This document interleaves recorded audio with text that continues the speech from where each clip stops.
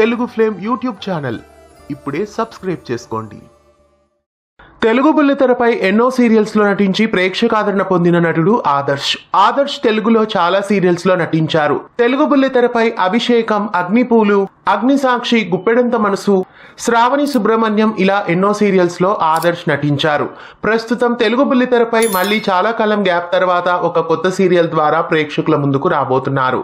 ఈసారి Telugu బుల్లితెరపై ETV serial ద్వారా ప్రేక్షకుల ముందుకు రాబోతున్నారు ఆదర్శ్ ఈటీవీలో రాబోతున్న వసుంధర సీరియల్లో హీరోగా ఉండే ఛాన్సెస్ ఎక్కువగా కనిపిస్తున్నాయి.